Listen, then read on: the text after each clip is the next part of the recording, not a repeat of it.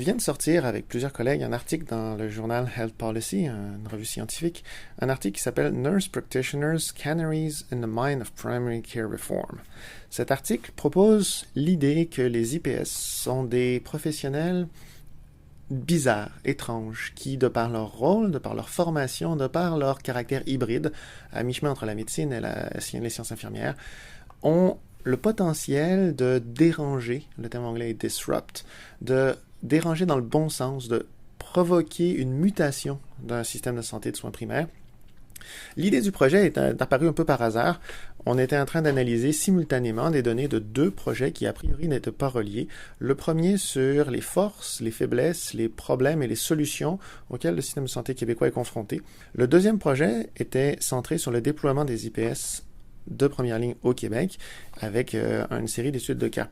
En analysant simultanément les données des deux projets qui a priori n'étaient pas liés, je me suis aperçu que finalement la liste des solutions pour améliorer la performance du système de santé québécois et la liste des meilleures pratiques qui permettent d'intégrer les IPS dans un système de santé était finalement admirablement convergente, admirablement similaire.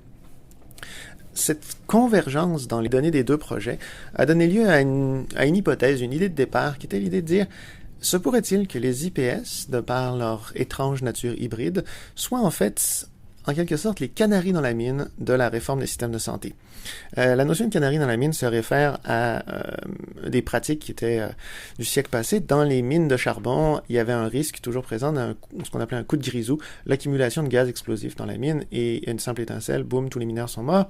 Pour s'en protéger, ce que faisaient les mineurs, ils descendaient dans le fond de la mine une cage avec dedans un canari, et on pose la cage par terre, comme les gaz s'accumulent proche du sol. Tant que le canari gazouille, les mineurs sont en sécurité. Si tout d'un coup on voit que le canari est en train d'agoniser dans le fond de sa cage, ça veut dire que la situation est dangereuse et il faut évacuer la mine. Il y a la même idée dans la notion de déploiement des IPS dans un système de santé, selon moi.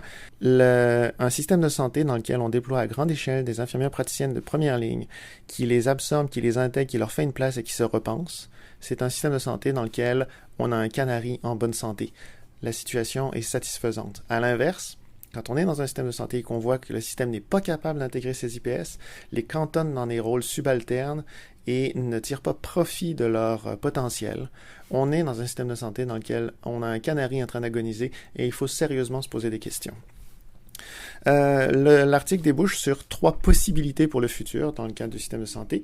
La première possibilité, c'est celle du maintien du statu quo. Actuellement, au Québec, le modèle dominant d'offre de soins de première ligne, c'est un modèle médical avant tout, avec des équipes dans lesquelles les médecins sont la grande majorité de l'effectif. Il y a un petit peu d'autres professionnels, surtout infirmiers, mais en termes d'effectifs, c'est très secondaire. C'est un système de santé de pratique souvent solo en groupe. Vous avez des médecins, ils sont officiellement un GMF ou une clinique, ils sont une douzaine, mais de fait, ils pratiquent chacun une pratique solo avec un partage des frais de bureau. Ce modèle-là est un modèle qui est un modèle cher, qui est un modèle sous-performant, qui est un modèle qui est sous-efficient. Et c'est un modèle qui est peu adapté pour répondre aux besoins du futur, accessibilité, qualité, changement démographique, technologie, etc. Les défis sont nombreux. Donc, scénario numéro 1, on continue dans la voie dans laquelle on est. C'est une voie dans laquelle il y a peu de potentiel.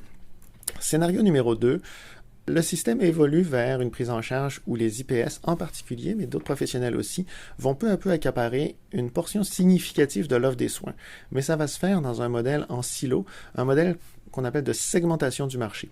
Certaines populations vont être principalement prises en charge par des professionnels non médecins, les IPS au cœur de l'histoire, mais pour l'essentiel de la population, la prise en charge est encore principalement celle du modèle médical. Effectif IPS qui prend en charge principalement les besoins de soins primaires des populations les moins bien assurées, les plus pauvres, les plus rurales. C'est un scénario dans lequel le potentiel de plus-value est somme toute limité. Le troisième scénario, celui qu'on voudrait voir apparaître, c'est un scénario de réforme profonde de la façon dont on offre les soins primaires et même de ce que sont les soins primaires. C'est un scénario qui est inspiré d'une théorie dans le déploiement des innovations, qui est la notion de disruptive innovation. De temps en temps, dans un domaine, il y a une innovation qui est à ce point structurante, dérangeante, qu'elle vient complètement réorganiser la nature même des produits qu'on vend. Et les IPS sont probablement, ou en tout cas un potentiel d'être une disruptive innovation.